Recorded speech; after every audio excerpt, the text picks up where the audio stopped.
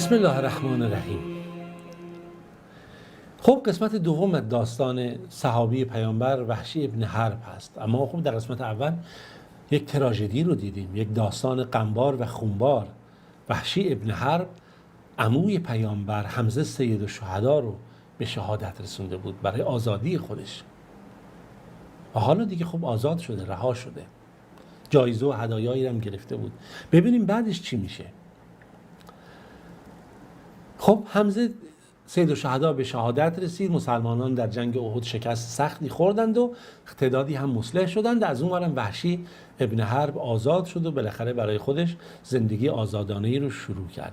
اما مسلمانان هر روز قوی‌تر و قوی‌تر شدند، هر روز توانمندتر و توانمندتر شدند، تا جایی که دیگه هرچی قدرت مسلمانان بیشتر میشد و بیشتر جمعیت مسلمانان اضافه میشد و هرچی که از سخن از این بود که محمد صلی الله علیه و سلم پیروان بیشتری پیدا کرده، وحشت و ترس در قلب وحشی بیشتر ایجاد میشد. چرا که وحشی زده بود عموی پیامبر خدا صلی الله علیه و سلم رو به شهادت رسونده بود، عزیزترین شخص پیامبر، مهمترین شخصیت رو در جامعه مسلمانان کشته بود. و این بود که یه دفعه بعد بله دید مسلمان ها وارد مکه شدند و دارن مکه رو فتح میکنن. فرار کرد، رفت به طائف، شاید بتونه اونجا در امان باشه. اما زیاد طول نکشید که دید که طائفیان هم مسلمان شدن و اسلام رو پذیرفتن و این مونده بود چه کار بکنه. زمین براش با تمام این بزرگی زمین تنگ شده بود، دیگه راهها برش بسته شد. با خودش گفت میرم به سرزمین شام، میرم به یمن، میرم به یک سرزمین دیگه. نمیدونست چه کار بکنه. یک شخص نیکوکاری، یک مرد انسان نیکو نصیحت کننده خیرخواهی اینو دید، گفت نگاه کن، چرا خودت به این در اون در میزنی؟ محمد آدمی نیست که کسی رو بکشه که در دینش وارد بشه و شهادت به یگانگی خدا بده. برو، حقیقت الان همه دارن مسلمان میشن، تو هم برو مسلمان بشو و این اسلام خودتو پیامبر خدا صلی الله علیه و سلم ارائه بده، اون تو رو نخواهد کشت. وقتی که این میگه من این سخن رو شنیدم، دیدم حرف خوبی میزنه و خب مطالب دیگری هم از مهربانی و گذشت پیامبر دیده بودم و دیدم که محمد هم بالاخره اومد اهل مکه رو بخشید.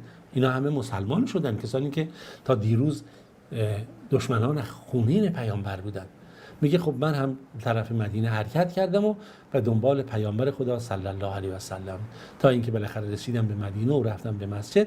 میگه با ترس و لرز و با احتیاط و هر گونه بود، میگه بر کنار روبروی پیامبر ایستادم و گفتم اشهد ان لا اله الا الله و اشهد ان محمدًا رسول الله یا محمدًا عبده و رسوله. میگه پیامبر خدا صلی الله علیه و سلم تا شهادت این رو شنید، چشمهاشو بلند کرد و نگاه کرد به من، منو شناخت، چهرهشو برگردوند. بعد گفتش که اوحشی انت، آیا تو همون وحشی هستی؟ گفتم بله یا رسول خدا. گفت بشین. دیگه نشستم. گفت برام تعریف کن چگونه حمزه رو کشتی و به شهادت رسوندی. میگه نشستم و واسه رسول خدا صلی الله علیه و سلم تعریف کردم داستان رو، چگونه بود تا من حمزه رو به شهادت رسوندم. میگه وقتی سخنان تموم شد، پیامبر چهرهش از من برگردون، گفت وحشی وای به حالت، حالا که مسلمان شدی دیگه، ولی سعی کن که من از امروز به بعد چهره‌تو نبینم. یا کنید نکته این نیست که این حالت عاطفی انسانه، نکته خیلی مهمیه، چهره‌تو نبینم که یاد عموم بیفتم و خاطره برام تکرار بشه. میگه از اون روز به بعد من در هر جایی که بود سعی میکردم که در موقعیتی قرار بگیرم پیامبر خدا صلی الله علیه و سلم من رو نبینه، یا میرفتم پشت صحابه قایم میشدم یا در جایی قرار میگرفتم که چشم پیامبر من نیفته، و تا اینکه رسول خدا صلی الله علیه و سلم از این دنیا رفت و به نزد الله رب العالمین. و میگه که همیشه من نگران بودم و با خودم میگفتم و میدونستم که اسلام گناهان قبل رو میبخشه، اما ناراحت بودم در وجود خودم، در ذات خودم، که چرا که من کاری رو انجام داده بودم، غم و اندوهی رو بر مسلمانان وارد کرده بودم، مصیبتی رو که همه مسلمان ها بیاد داشتن و میدونستن. همیشه دنبال یه فرصت بودم، همیشه به دنبال یه فرصت بودم که بتونم جبران کنم که این فرصت این جبران بشه که دیگه حداقل اون غم و اندوهی که بر مسلمانان وارد کردم حداقل براشون سبکتر بشه، علی رغمی که میدونستم خدا همه این گناهان رو میبخشه. میگه بله بالاخره رسول خدا صلی الله علیه و آله به رفیق اعلای خودشون ملحق شدند و خلافت به ابوبکر صدیق رسید. میگه خلافت به حضرت ابوبکر صدیق که رسید، بله قبیله بنو حنیفه هم مسیلمه ابن کذاب دیگه اینها هم مرتد شده بودن، هم شورش ایجاد کردن، هم قتل و کشتار و هم جنایت و صدها مسئله دیگه.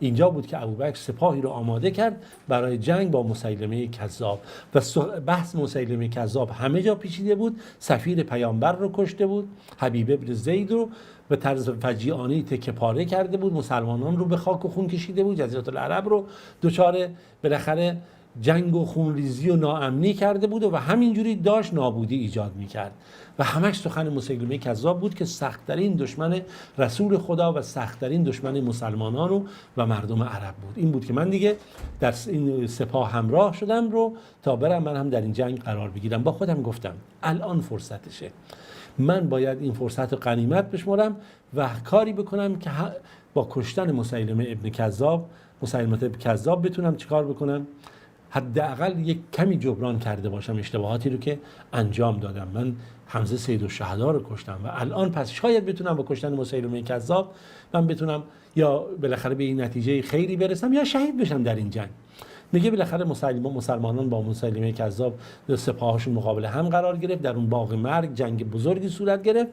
بالاخره جنگ ویژه‌ای که در بارها ما در جنگ یمامه صحبت کردیم چگونه بود، اما میگه من همش مترصد بودم یک جایی مسیلمه رو پیدا بکنم تا بتونم انتقام مسلمانان رو ازش بگیرم و همون نیزه‌ای رو که داشتم، که همون نیزه‌ای که باهاش حمزه سید الشهدا رو به شهادت رسونده بودم، همون نیزه رو آماده کرده بودم و میگه در یک موقعیتی در داخل همون باغ معروف به باغ مرگی که بالاخره نیروهای مسیلمه ناچار شده بودن بهش پناه ببرند و مسلمانان وارد اون شده بودن، دیدم که یکی از مسلمانان دیگه هم اونجا با شمشیر ایستاده و منتظر از انصار که دنبال یه فرصتی پیدا کنه که اون هم به مسیلمه حمله بکنه. میگه در یه فرصت خاص هر دو حمله کردیم، من نیزم رو پرتاب کردم به طرف مسیلمه و اونم همزمان شمشیرش زد. حالا نمیدونم نیزه من به اون اصابت کرد یا شمشیر اون اصابت کرد یا هر دو ما همزمان اون رو کشتیم و میگه مسیلمه بر روی زمین افتاد و بالاخره مسلمانان اونجا تونستن خوشحال بشن و شکست سپاه مسیلمه بود. و دیگه من نمیدونم که قسم به پروردگار نمیدونم من اونو کشتم یا اون انصاری اونو کشت، اما بالاخره امیدوارم همون گونه که بهترین انسان رو روی زمین من کشتم بدترین انسان رو هم من کشته باشم.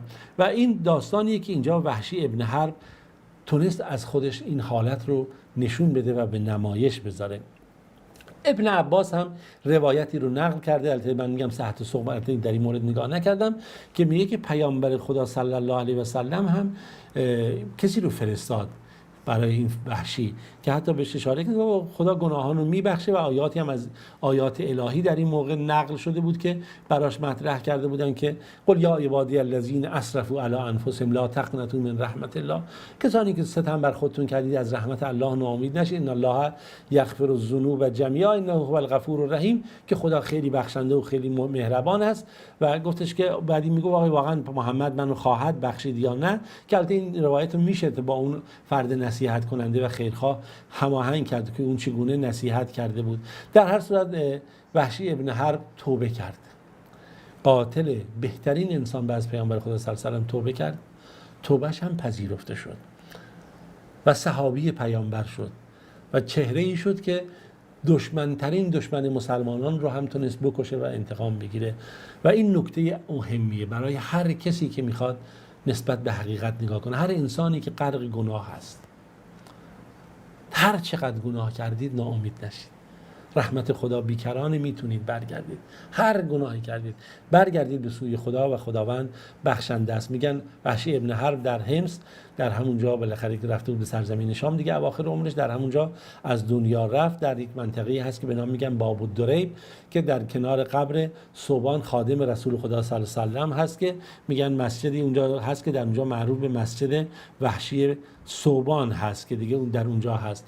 و این داستان برای ما مهمترین نکتهش جدا از زندگی این وحشی ابن حرب اینه که چقدر اسلام دارای عظمت و رحمت هست و درهای رحمت اسلام چگونه است که وقتی انسان دین رو میپذیره چگونه تمام گناهاش و بدترین گناهاش بخشیده میشه.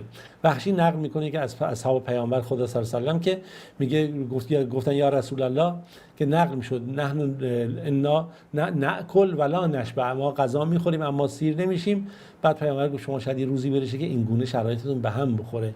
وقتی غذا میخورید فجتمع او علی طعامکم، با هم غذا بخورید، اسم خدا رو ببرید و تا خداوند در این غذاها بهتون برکت بده. مطلبی رو هم امام بخاری نقل کرده باز از ابن عباس که میگه که مردمی از اهل شرک بودن که کان قد قتلوا و اکثروا، کشتن، زیاد روی کردن و زنا کردن و اکثروا، در این زنای خودشون هم در این فحشا هم زیاد روی کردن. فاتوا محمد صلی الله علیه و سلم، پیش پیامبر اومدن و بالاخره ان الذی تقول و تدعو الیه لحسن، این کسی که پیش پیامبر کسی که شما در مستقبل میگین نیکو حسن هست. و خداوند هم میگه که اینها رو مورد رحمت و بخشش قرار داد و اشاره به این میکنه به همون آیه یا عبادی الذین اسرفوا علی انفسهم لا تقنطوا من رحمت الله.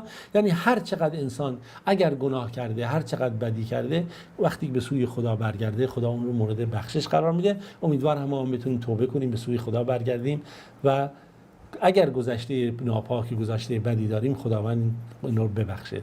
تا روز دیگه و داستان دیگه در پناه خدا مهربان باشید. خدایا رو نگهدارتون.